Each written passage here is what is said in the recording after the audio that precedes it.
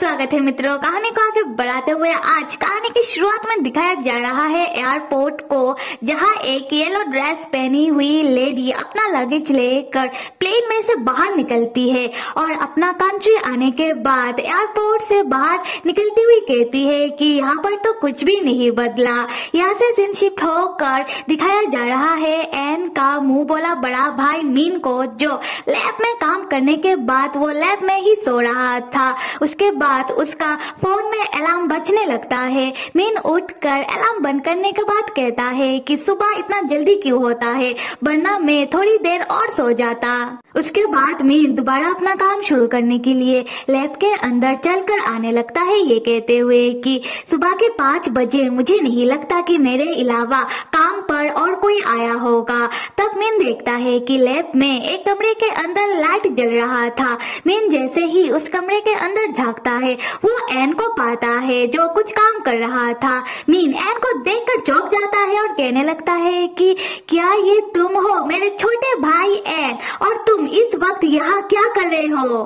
क्या तुम पूरी रात से लैब में ही हो? एन कहता है हाँ भाई मीन, ये मैं हूँ। उसके बाद एन मीन को अपने साथ ले जाता है एक कमरे के अंदर, जहाँ हम लैन को देखते हैं वो बेहोश था। फिर एन मीन को लैन को दिखाते हुए कहता है कि एन लैन को चेक कर रहा था, और यहाँ पर हमें पता चलता है कि एन असल में लैन को किसी दूसरे रास्ते से अपने डैड के लैब लेकर आया है।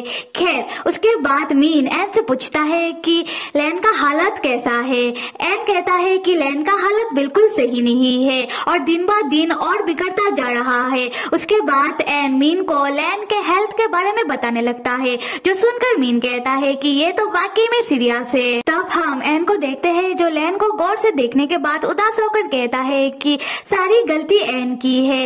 एन ने ही लैन का ठीक से ध्यान नहीं रखा, एन ने ही लैन को टाइम पर चेक नहीं किया, इसीलिए अभी लैन का हालत बिगड़ रहा है। मीन एन को समझाते हुए कहता है कि मेरे छोटे भाई एन, इसमें तुम्हारा कोई गलती नहीं है।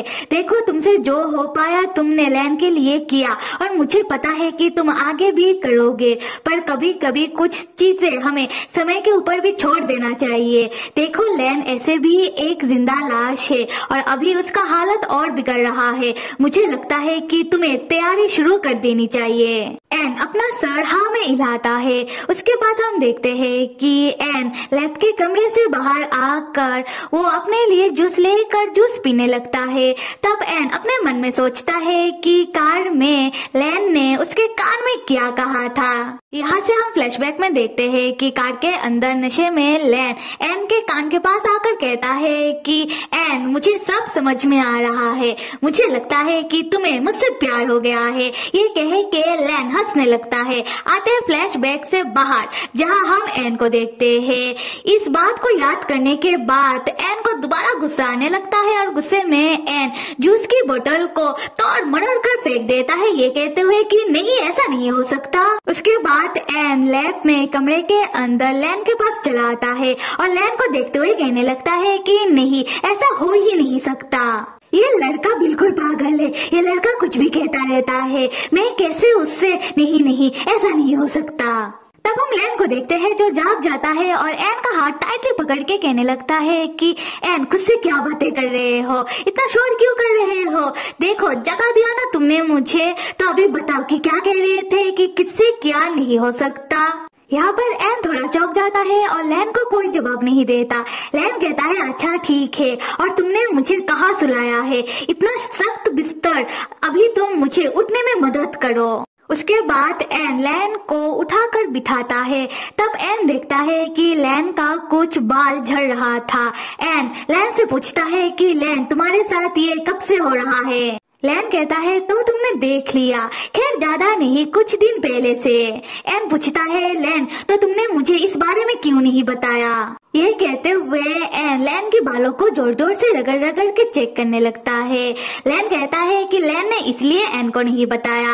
एन जो लैन के बालों को इतना जोर से रगड़ रहा है, क्या एन को लैन को गंजा करने का इरादा है? एन तब घबरा जाता है और लैन से कहने लगता है कि नहीं एन तो बस लैन के बालों को चेक कर रहा था, लैन का सिर्फ कुछ ही बाल झड़ रहा है और बाकी सारे बाल सही सलामत है। तब एन देखता है कि लैन तो स्माइल कर रहा है और एन को समझ आता है कि लैन एन के साथ मजाक कर रहा है। एन तब लैन को जोर जोर से मारते हुए कहता है कि लैन को ऐसे समय में मजाक कैसे सूझ सकता है। क्या लैन को पता भी है कि लैन का हालत अभी कैसा है? और यहाँ पर एन को देखकर साफ साफ पता चल रहा है कि लैन को चेक करने के बाद और लैन की झड़ती बालों को देखकर एन को समझ आ रहा है कि वो जितना सोच रहा है उससे भी ज्यादा लैन का हालत बिगड़ रहा है और इस ख्याल से भी एन घबरा रहा है, इसलिए तो वो लैन के मजाक को भी ले नहीं पा रहा। खैर लैन तब एन से कहने लगता है कि एन तुम चुप हो जाओ, मुझे कुछ नहीं जानना मेरे कंडीशन के बारे में। एन लैन की ओर देखकर उदास होकर कहता है लैन कहता है एन मैंने तुमको कहा ना कि तुम चुप रहो, और ऐसे भी मेरा हालत क्या है ये जानकर मैं क्या कर लूंगा, क्योंकि मैंने अभी सब कुछ हालात के ऊपर छोड़ दिया है। और एक और बात एन, मुझे पता है कि तुम क्या कहने वाले हो जो मैं सुनना नहीं चाहता। उसके बाद लैन उठकर खड़ा होता है और अपने बालों को देखने के बाद एन से कहता है कि क्या एन लैन के बालों को कट करने में लैन का मदद कर सकता है। कुछ देर बाद हम देखते हैं कि एन लैन के बालों को कट करके छोटा कर देता है और लैन को मिरर दिखाते हुए पूछता है कि लैन कैसा लग रहा है। लैन खुद को शीशे में देखने के बाद कहता है कि एन ने तो लैन के बालों को कुछ ज्यादा ही छोटा कर दिया, खैर फिर भी सही है। फिर एन कुछ दूर जाकर अपना हाथ साफ करने लगता है और लैन से कहता है कि लैन अभी से तुम्हें यही रहना होगा और एकेडमी का फिक्र मत करो, मैं वहाँ बात कर लूंगा। ये सुनकर लैन चौंक जाता है और एन से पूछता है कि क्या कहा तुमने। एन कहता है लैन देखो तुम्हें पता है कि तुम्हारा हालत क्या है जो तुम मुझसे सुनना नहीं चाहते, या फिर मैं तुम्हें बताओ। लैन जब तक तुम ठीक नहीं हो जाते तुम्हारा यहाँ पर रहना ही सेफ होगा। लैन तब गुस्से में शीशे को पटकते हुए कहता है कि एन क्या तुम मुझे कंट्रोल करना चाह रहे हो। एन तब लैन के सामने आकर खड़ा होकर कहता है कि लैन तुम ऐसा क्यों सोच रहे हो, मैं जो भी कर रहा हूँ तुम्हारे भलाई के लिए तो कर रहा हूँ। लैन गुस्से में कहता है कि एन मुझे यहाँ कब तक रहना होगा। एन कोई जवाब नहीं देता। लैन कहता है अच्छा तुम्हें कुछ नहीं कहना, खैर मुझे पता है कि तुम अगर कहोगे तो क्या कहोगे, तुम कहोगे कि एट लीस्ट 1 मंथ या फिर 2 मंथ, या फिर मुझे बहलाने के लिए कहोगे कि कल तक। तब हम एन को देखते हैं जो लैन की बातों से परेशान होने लगता है और लैन के सामने अपने घुटनों में बैठ जाता है और लैन को पकड़ के कहता है कि लैन बस करो, लैन तुम्हें कुछ नहीं पता अपने हालात के बारे में और ना ही तुम कुछ समझने की कोशिश कर रहे हो और ना ही मैं कुछ समझ पा रहा हूँ कि मैं ऐसा क्या करूँ जिससे तुम सही हो सको। पर लैन तुम्हें समझना होगा कि हम लोग कोशिश कर रहे हैं जिससे हम तुम्हें पहले की तरह कर सके। अगर हम लोगों के लिए कुछ जरूरी है वो है कि तुम जिंदा रहो। लैन तुम मुझ पर यकीन रखो।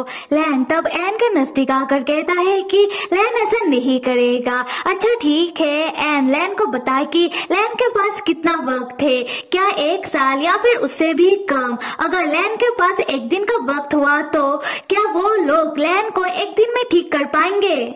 और यहाँ एन समझे कि लैन को जिंदा रहने से ज्यादा अभी उसे जीना है। लैन को अपना हर एक दिन, हर एक पल और हर एक वक्त को जीना है जो लैन यहाँ कैद रहकर नहीं कर पाएगा। तब हम एन को देखते हैं जो लैन की बातों से और उदास होने लगता है और एन को समझ आता है कि अभी लैन को कुछ भी कहने का कोई फायदा नहीं। एन तब उठकर खड़ा होता है और लैन के कमरे से बाहर आने लगता है। ये देखकर लैन एन के पीछे पीछे ये कहते हुए आता है कि एन ऐसे कैसे जा रहा है, एन कुछ तो कहे। एन कमरे के बाहर आकर तुरंत दरवाजे को बाहर से बंद कर देता है और ये जो दरवाजा है वो ट्रांसपेरेंट है जो किसी स्पेशल मटेरियल से बना है जिसको लैन आसानी से तोड़ नहीं सकता। एन लैन को कमरे के अंदर कैद कर देता है। ये देखकर लैन बहुत ही चौंक जाता है और गुस्से में दरवाजे को पीटते हुए कहता है कि हे एन कुछ तो कहो। एन ये तुमने क्या किया? ऐसा तुम मेरे साथ क्यों कर रहे हो? एन तब लैन की ओर देखकर कहता है कि लैन, मैं तुम्हें बचा रहा हूँ, तो अभी तुम एक अच्छे लड़के की तरह यहाँ रहो। ये कहते हुए एन लैन को कमरे के अंदर छोड़कर वो जाने लगता है। लैन तब गुस्से में एन को पीछे से आवाज देते हुए कहता है कि एन, तुम ऐसे कैसे जा सकते हो? एन रुको, साले कमीने कहीं के, तुम पहले भी सेल्फिश थे, तुम अभी भी सेल्फिश हो, तो तुम कैसे कह सकते हो कि तुम पहले से बदल चुके हो? अगला सीन शाम का दिखाया जा रहा है, जहां हम एन को देखते हैं। वो अपने घर में बेलकुनी के सामने खड़ा होकर कुछ काम कर रहा था। तब एन लैन को याद करने लगता है, जहां लैन एन से कहता है कि लैन को जिंदा रहने से ज्यादा उसे अपना हर एक दिन, पल और वक्त को जीना है। एन इस बात को याद करने के बाद कहता है कि लैन बिल्कुल नादान है। लैन ऐसा कैसे कह सकता है कि उसे सिर्फ अपना वक्त को जीना है? लैन को समझना होगा कि लैन को अपना वक्त जीने के लिए लैन को पहले जिंदा रहना होगा। लैन मुझे क्यों नहीं समझता? उसके बाद एन जो काम कर रहा था उसे गौर से देखने के बाद कुछ सोचकर कहता है कि हाँ, रेड आइस वुल्फ, और वो कितना अजीब है, वो लोग कुछ तो छुपा रहे हैं। उसी वक्त एन के पीछे से वही येलो ड्रेस वाली लेडी आकर खड़ी होती है और एन को आवाज देते हुए कहती है कि डार्लिंग, किस बारे में सोच रहे हो? रेड आइस वुल्फ और फू फैमिली तो नहीं, तो तुम बिल्कुल सही सोच रहे हो, वो दोनों एक दूसरे से कनेक्टेड है। एन तब उस लेडी का आवाज सुनकर चौंक जाता है और पीछे मुड़ कर देखकर कहता है कि मॉम, आप? एन की मॉम कहती है, कितना लंबा समय हो चुका है तुमसे मिले हुए मेरे बेटे एन। तो मेरे मित्रों, ये येलो ड्रेस वाली लेडी एन की मॉम है और लैन की बहुत जल्दी होने वाली सासू मॉम। खैर, आप सब कहानी को आगे देखने के लिए लाइक, सब्सक्राइब और कमेंट करना तो बिल्कुल भी मत भूलिएगा। Till then stay with me and see you.